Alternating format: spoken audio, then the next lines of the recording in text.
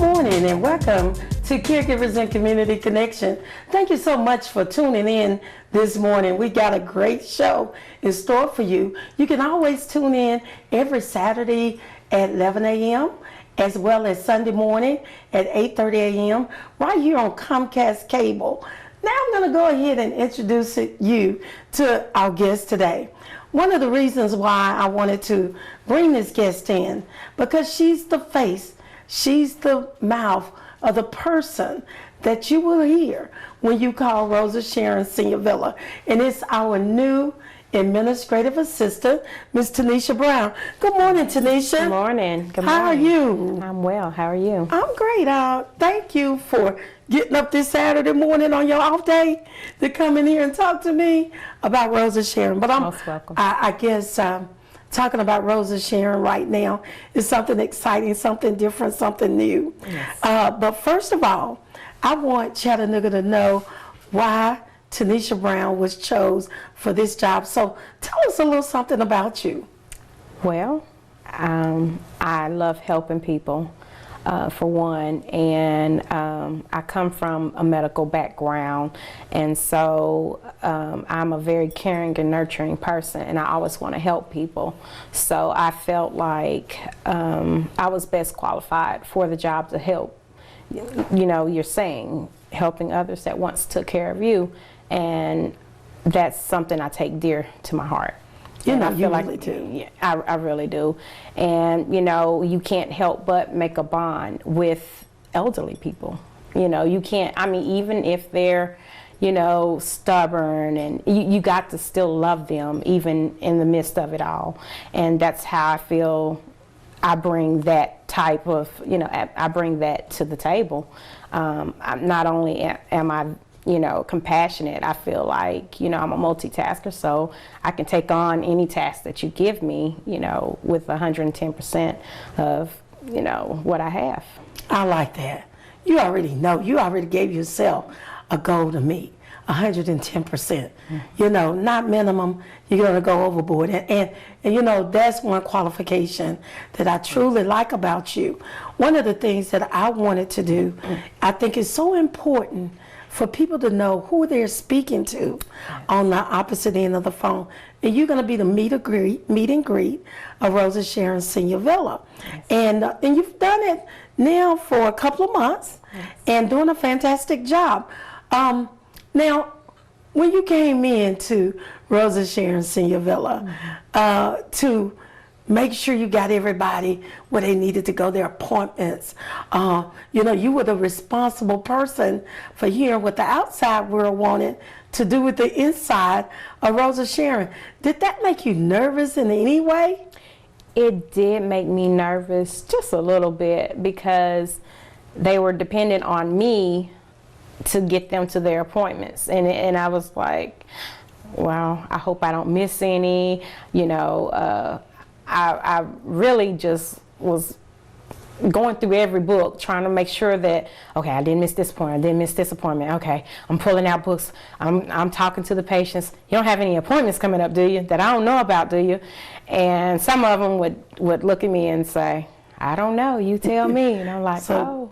Then you knew that was your job and your responsibility. Yes. I mean, it just amazed me how, without even questioning you or telling you, after the administrator who you work underneath, Ms. Cherry Hudgens, the administrator there at Rosa Sharon, how you lunged in and wanted to do a great job. I see you as a go-getter. I mean, you know, I give you a task, next thing I know, you doing it without even telling me. I'm like, hold up, Tynesia, let me look over that first and let me make sure we're okay. But, you know, I applaud you, because some people don't want to take that initiative to go get and do without being told. Right. And you're not that type of person. I can very well see that. But, you know, one of the responsibilities you have is caring for the caregivers on the outside world, because when they call in to you, they're needing help. I don't think they would call Rosa Sharon if they didn't need you. Right. So your job is to do what? Well, I help them place place whoever that they have. And if I can't help them, then I try to maybe see if they need some personal care, or I try to see if they need to go to the adult daycare center. So I always try to hit all three, markers when I'm speaking to them. Well, maybe did you try and see if they can get this type of service? We have this. And, some people that call me, they tell me flat out, I've heard this on the radio and I want to know more about it. And that makes me excited, that hey, that they're listening. They're listening and they're paying attention and they're actually remembering to call, and they're passing it on. I have caregivers call me, daily, all day, and they're wanting, they wanting help. And I always feel like I have to help them. No matter what, I have to help them. And my motto is, even if I can't help them, then I always make sure that I call them back like a day or so later, and just to see, did you get the help that you needed, and was there anything else I could do for you? Or some people just want to talk and vent. I let people talk and vent, So, I feel like I have a lot of hats. Oh, you do? I have a lot of hats. You're a part-time social worker, yes. Even though I know we're going to interview our social worker on next week. Mm-hmm. But just to tell you, that's what the job consists of. Not just pushing papers, but moving people. Yes. Moving people to the type of housing that they need in order to increase their independence and make them have a better quality of life. And I want to thank you for taking on that role, because it's not a little role.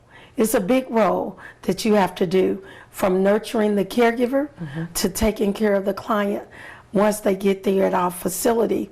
But so that's saying that the job don't end.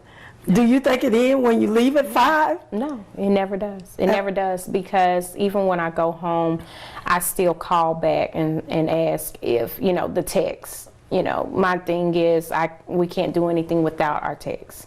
So I call to make sure that they're okay. Is there anything I need to do? Do I need to come in this weekend and, do anything that they need? Not only they're at the facility, it's in their personal life, like if they need something, just anything. Like the other day, I gave one of the techs an umbrella. She didn't have an umbrella, so I told her, I said, you can have my umbrella, I'll get another one. I'm not concerned. You'll probably get more use out of it than I will. So I feel like it takes all of us working together as a strong family. I don't even look at it as a job. We're a family. Right. And we have to pull together, and we have to make it happen. Well, it's a team that's responsible for people. One of the things that I heard you say just last week, we had a new resident that needed to move in but had no transportation to get to Rosa Sharon. And without asking me or anything, you said, just call me on the weekend. If he needs to leave that facility, then I will come and get that individual. And that was so personal to me as the CEO of that company, thinking that I've already gotten an employee who's willing to give of her time, her free time, her weekend time, to go get a resident out of a situation, to bring him to our facility, to keep him from harm's way. Because I saw that that's what you was doing. So sometimes people don't think the CEO is watching and hearing.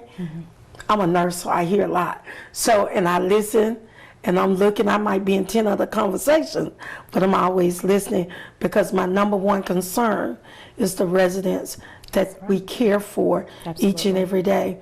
Now, one of the things that I read in the newspaper on last Sunday, it was about long-term care. And it talked about how the state of Tennessee, as well as Alabama, was ranked number 48 and 49 when it came to funding for long-term care. And you and I, we've been working hand in hand on this Choices program, and how difficult they have made this thing to get in. And how do you feel about helping a family through that transitional maze, I would say? It is definitely a maze. It's very tedious, and I feel like, you know, some steps could be avoided, but, you know, they make the rules. We can only abide by them. And some families, they find it kind of difficult, because some of them have to face hard truths that their, you know, parent or sibling or whatever are actually needing this type of care and this type of help. And if they're used to seeing them one type of way, and then for them, you know, to find out that something's different going on with them, you know, such as incontinent and being forgetful, this is not the person that they knew before, you know. And those are some of the things that the, you know, Choices program, they look at. Okay, what are the A, B, C, D, what are the different things that this person can or cannot do? So the steps are, you know, kind of hard for some of the, you know, our people there. Yeah, and the guilt. It's kind of hard for them. I think sometimes and it is guilt, people don't want to admit what people are, which they don't understand. That's keeping them out of the program.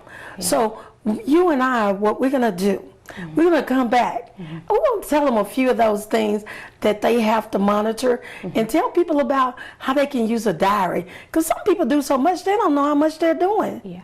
So you know what, we're going to show them just a little bit of ways to get through those maze of getting family members help. Yeah. So we'll be right back. Don't change that dial with Caregivers and Community Connection.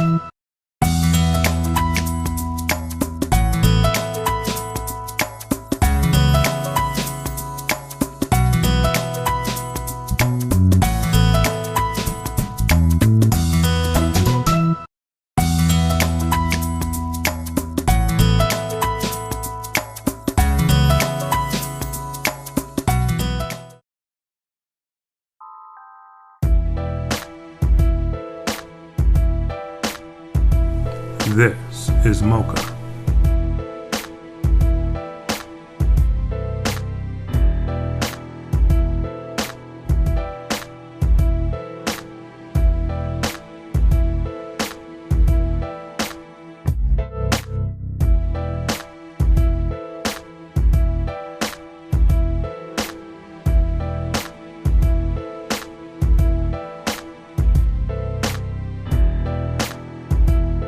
Better ask somebody.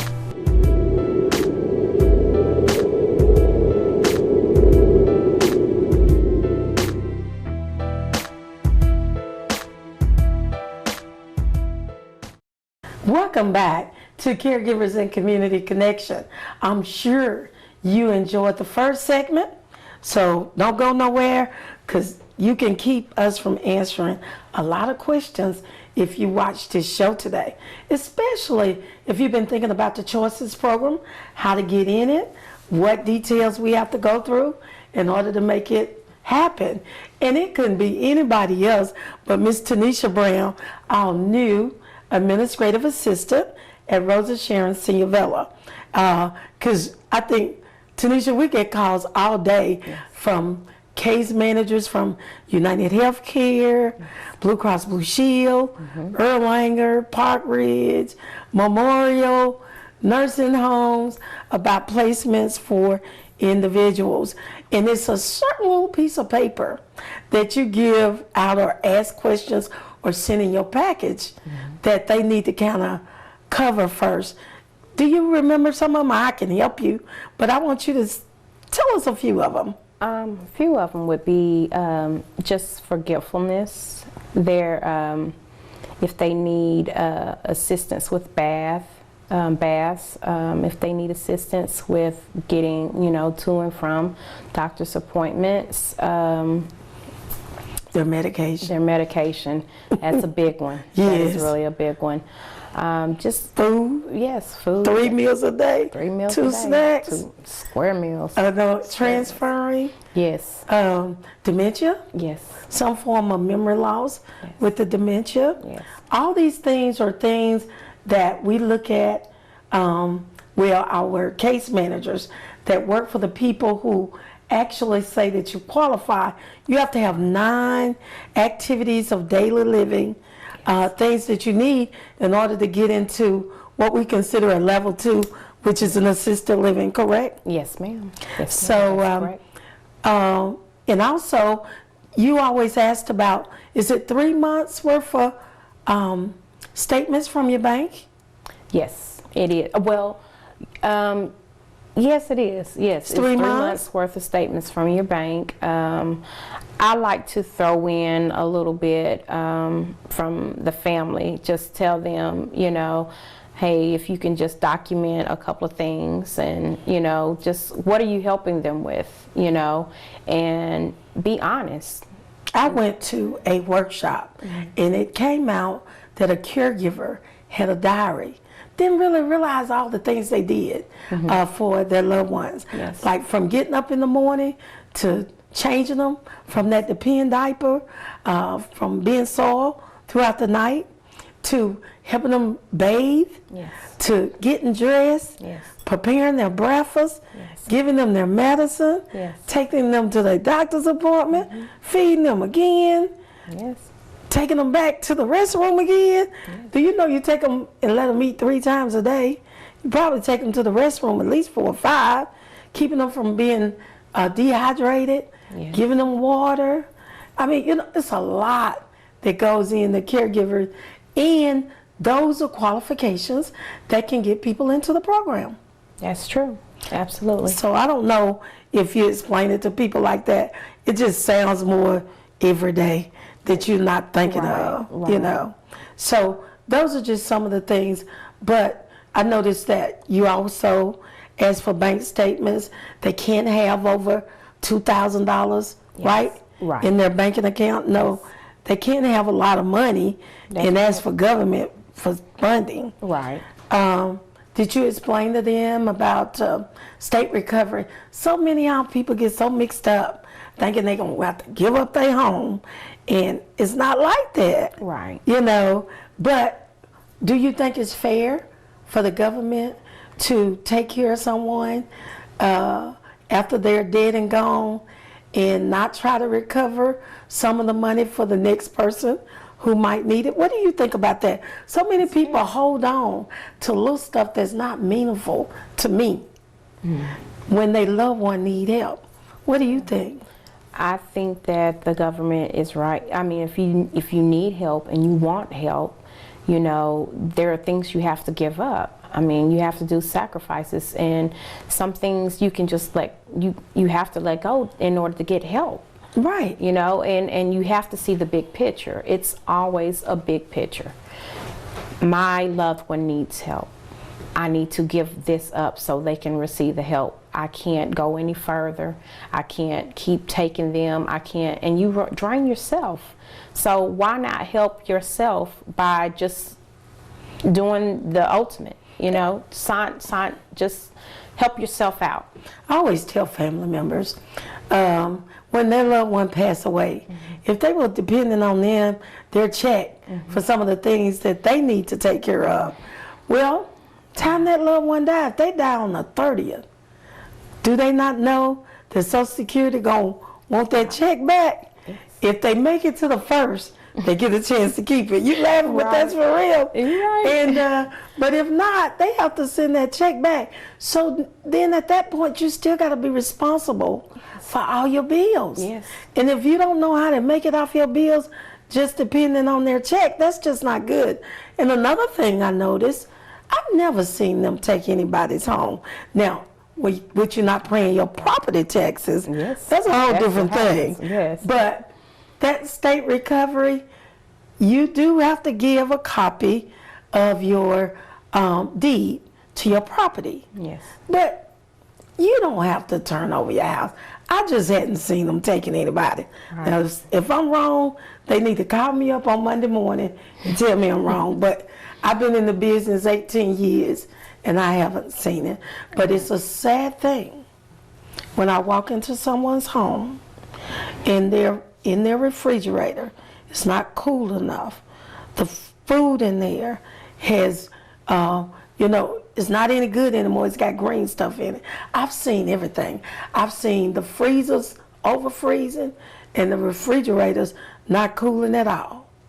And family members are keeping loved ones in that type of housing situation versus getting someone into an assisted living like Rosa Sharon Senior Villa that's affordable for people. And it's not that many that's doing an affordable thing. It's only 2 in Hamilton County, and Rosa Sharon Senior Villa is one of them. Yes. So your job is very important for people who don't have anybody to care for them, watch for them. We homeless. Yes. Our mayor is talking about in 2016 that there will be no more homeless veterans. So in order to do that, we got to be there to support them because those people died for us. Yeah. So I'm looking forward to help. But tell me something special that you love about your job now, since you've been in there and got your feet a little wet. What's the most exciting part about your day? Mine is coming in the morning time, and the residents are, of course, at breakfast when I come in, and they can hear that door open. All their heads are turned, and they'll look, and some of them can't really say my name. Takara, Takia, whatever. They gave you a new name. They've gave me so many names. I told them as long as it's a T, I'll answer. That's all right. I really don't mind. It's not a big deal for me. And they'll all say, good morning. They say good morning to me every morning. And some of them actually will give me a hug, So I think that's rewarding for me that they recognize that I'm really trying to help them out. And they're recognizing that even though they do have, memory loss, they are still recognizing that I'm trying to help them, and they give me hugs, and they always say, how's your day? And I just look at them, and I have to step back like, no, how's your day? How are you doing? And that to me, it makes my day. It really do. It makes my day when I see one of them just an upbeat spirit, and they're of course want to come sit in the office with me or something like that. Oh yeah. So that's I guess everybody use it like you can go sit in the office with Tynesia if you're doing this, because they know I have something in there. They're like, what you have in here? I know you have something. They're looking for your kid in the job. They're looking for something, yeah. So I'm like, okay, we can use this and say, hey, if you do this today, guess what? You can come in here. So kind of makes their day a little bit too. I like that. I mean, just loving somebody else that maybe wouldn't get the love that you're giving them until you get there and they look forward to it. Yeah. They know if you're coming or not. I promise you. Yes. They're very smart. Maybe a little memory loss going on there, but still they're humans, and they need the best quality of life that we know how to do. Yeah. And that's what we're doing each and every day at Rosa Sharon. And I want to say thanks to you for being that person that gives a smile across the phone, that when the caregivers call in depressed, needing help, that you're there for them. Right. And do you want to say anything before we end our show today?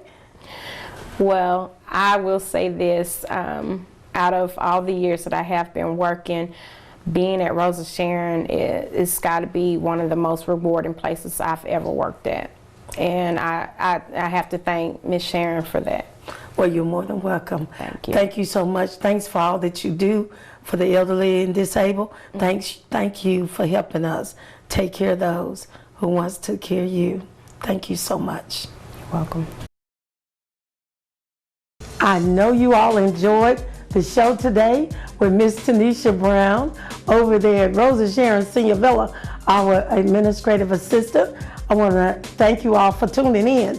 But you know I got to go on in to the announcements. If you're looking for the right choice and the best choice, always choose Sharon Senior Services, where we have our assisted living facility at the foot of Lookout Mountain, serving the elderly with funding from our Choices program, as well as long-term care insurance, the Veteran Administration, and private pay, as well as Sharon's Adult Day Center, located in Cleveland in Chattanooga, serving the community for over 18 years, where we have funding with the Veteran Administration, the Choices Program, long-term care insurance, and private pay. Don't forget about Sharon's in-home personal care, where we come into the home and help you with bathing, dressing, and housekeeping. We have funding in those areas from the Veteran Administration as well, our Choices Program, private pay, and long-term care insurance. Just pick up the phone, call us at 423-698-2611, or follow us on the web at SharonSeniorServices.com. Now, you know I'm gonna go on into Mocha. If you're looking for a place to enjoy yourself this weekend and you're one of City High alumni, Mocha is the place for you. Tonight is the big night. After the basketball game, we're asking everybody to come on down to Mocha. Don't wait till the last minute on getting your tickets. Try to call, try to get there early so you can get in, because this will be a big night. Now, on I think it's July the 12th, I'm sorry, we got the PC Band coming in from Memphis. They're gonna be going to Atlanta first at Bar Ones. You know, that's Peter's place at the Atlanta's Housewives. And then they're going to be coming on to Mocha and partying with us. So the tickets are only $10. Right now, we'll be $15 at the door, and that's going to be on July the 12th. So come party with us. And you know, on July the 18th, we got the one and only funny man, Mr. Huggy Lowdown, coming back to our city right from the Tom Joyner Morning Show, along with Chris, making us laugh. So get your tickets, go online right now at mochajazz.net and get your tickets for only $20, general seating, and get ready to laugh on July the 18th. Now, if you've been thinking about lunch, if you hadn't had lunch with us, don't forget we're serving lunch now. Mocha is open from 11 a.m. to 11 p.m. Tuesday through Saturday. Actually, and then on the weekends, the 511 Lounge is there and ready for you, for our urban community to come down and enjoy themselves. We will have live entertainment this coming Tuesday with our $2 Tuesday, and our children with Talentine Tuesday from 5 to 7, as well as Wednesday for corporate companies. And on Thursdays, we're still feeling it down at Mocha with Feel It Thursday. So if you can sing it, play it, speak it, or make us laugh with comedy, make Thursday night your night with those 96-cent cocktails. Also on Friday nights is date night. So if you're looking for a date, looking for a place to take a date, I always think about Mocha. It'll start around 5. Happy hours from 5 to 8. And on Saturday, remember, we're throwing it back with old school jams and our live entertainment with our band. So those are the things that we're looking for, and we're ready to help you celebrate any birthday that you might have, any family reunion or class reunion. Always think about Mocha. Call us up. And then I want you to do what I asked you to do each and every week. Go out and take care of those who once took care of you. See you next week. Bye-bye now.